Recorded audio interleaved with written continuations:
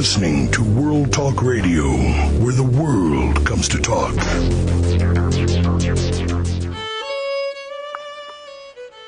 This is Civil War Talk Radio. I'm Jerry Prokopovich.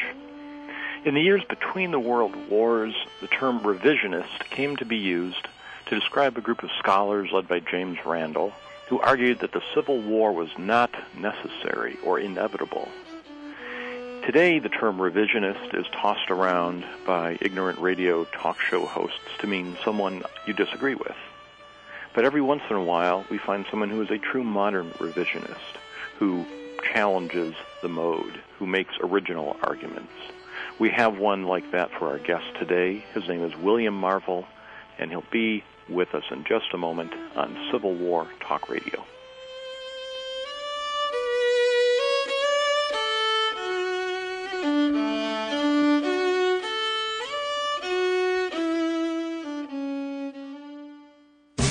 Everyone faces conflict. At home, at work, in the community, in the world. Fix Your Conflicts is a show about how to fix those conflicts with practical tips and techniques. Doug Knoll brings to the internet airwaves the first of its kind, a show that teaches peaceful resolution to life's daily battles. That's Fix Your Conflicts with Doug Knoll, broadcasting live every Monday at 11 a.m. Pacific on World Talk Radio, Studio A. Marissa, are you ready yet? I know you can hear me. You are not missing school again. Marissa! You trying to be a nobody or something? Let's go! All right then. Hit it. I know you can hear this.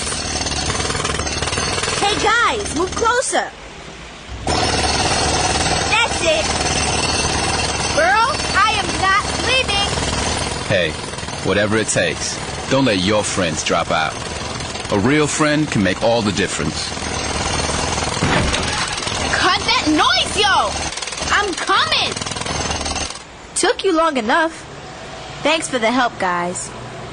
For more ways to help, go to OperationGraduation.com. A public service message from the U.S. Army and the Ad Council. World Talk Radio, bringing the world to you.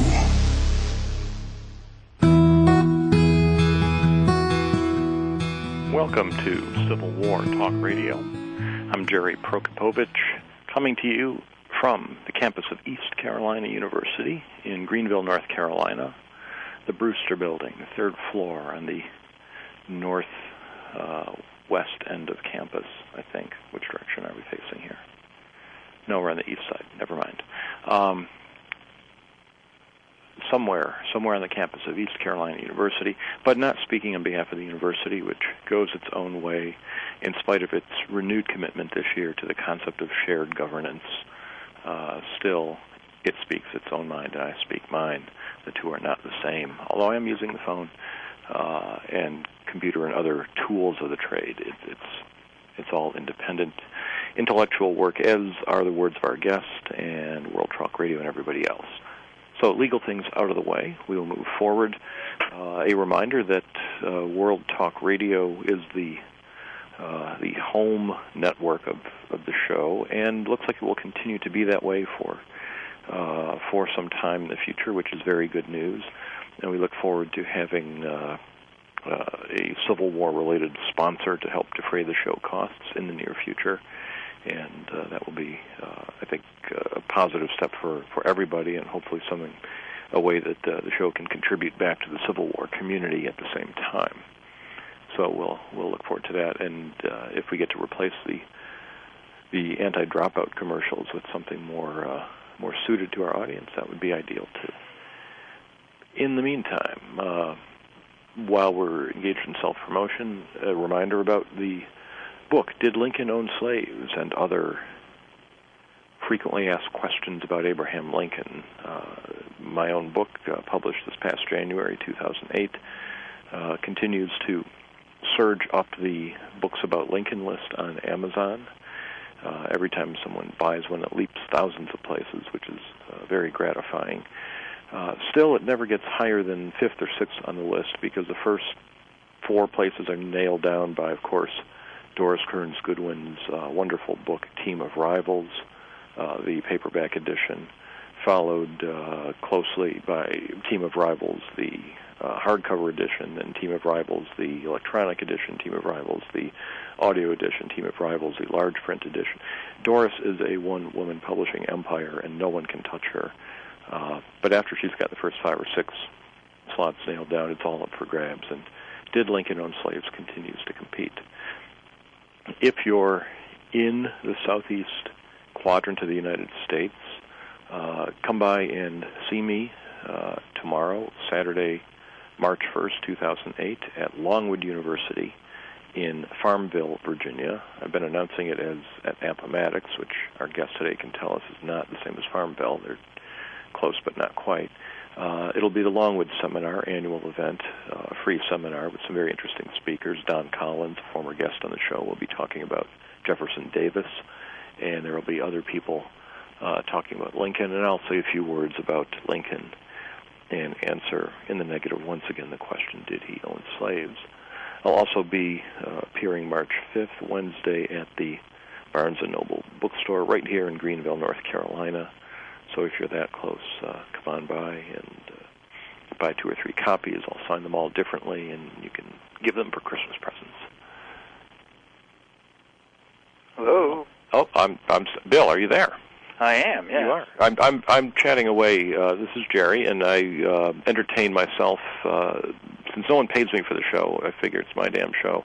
I can just talk all I want, and I usually start out that way. But after I've tried the listeners' patience and yours long enough, it's time to bring on the guest. Well, what I was questioning was the sudden silence that I heard.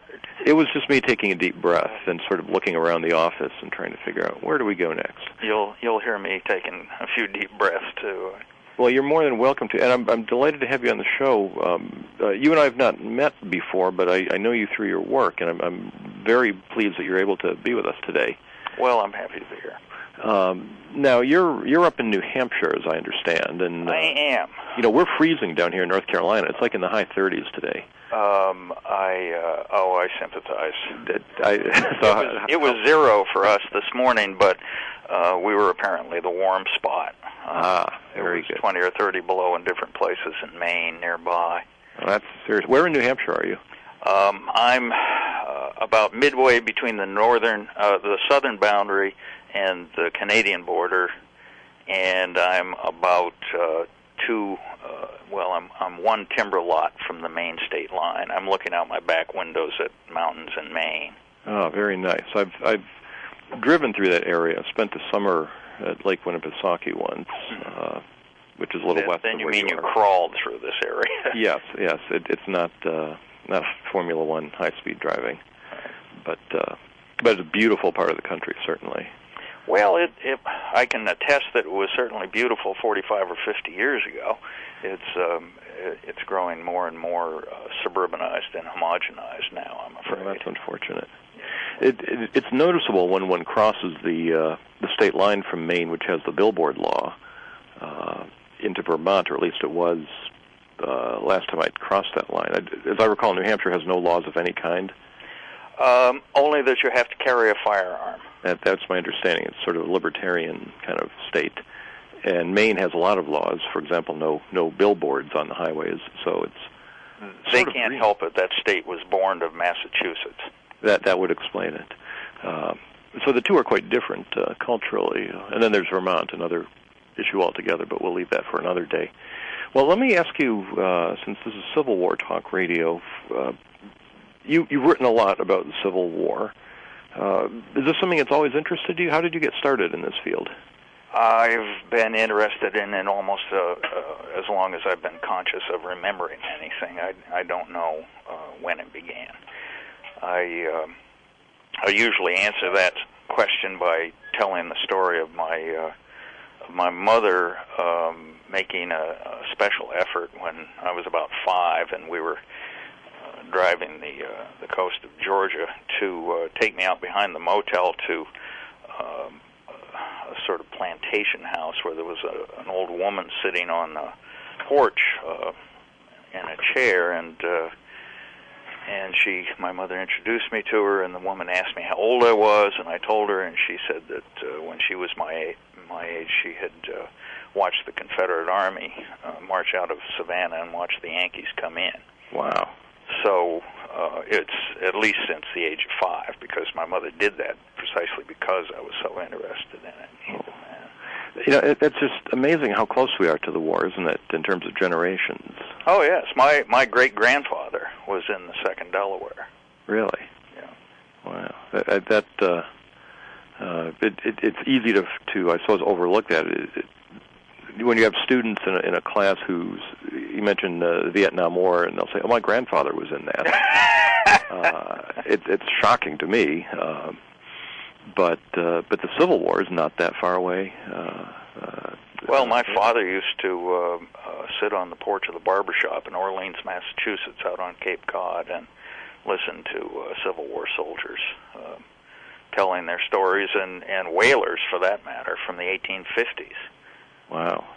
But he was born in 1909, and so they were about retirement age then.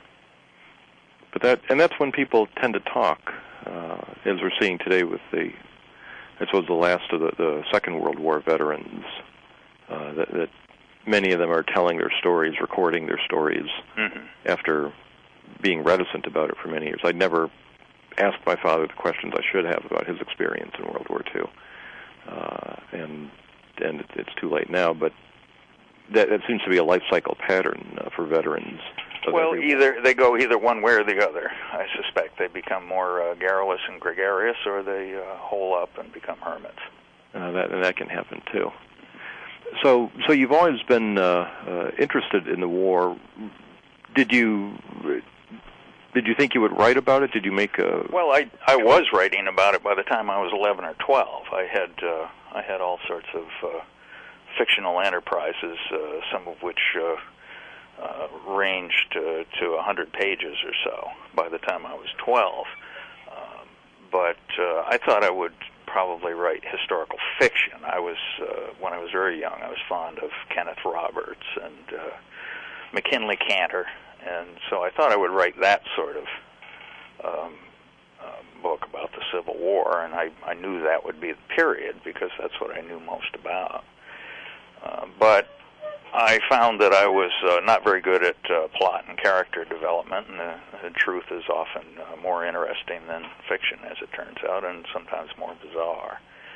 And as I tried to improve the accuracy of the history in my historical fiction, the fiction sort of atrophied, and the next thing I knew, I was writing history, and finally, somebody wanted to publish it. Did you undertake any formal training in history?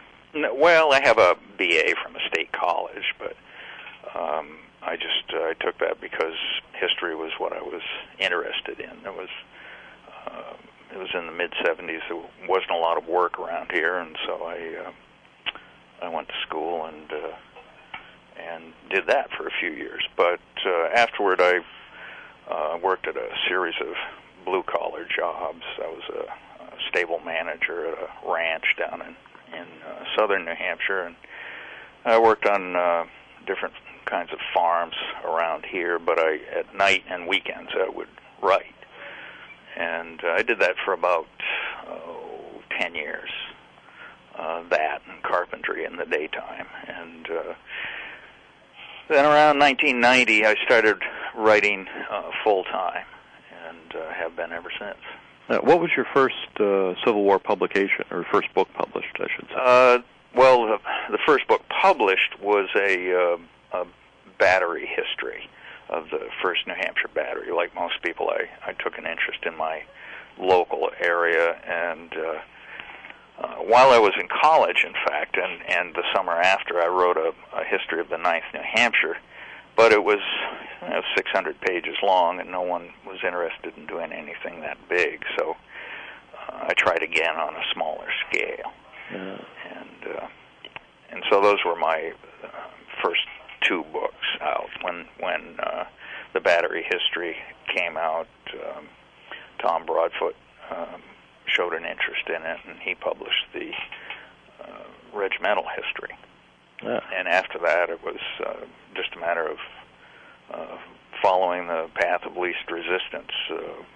The course of the war that the 9th New Hampshire followed, the regiment that I wrote about. I followed that, which led to Burnside and the crater and that sort of thing.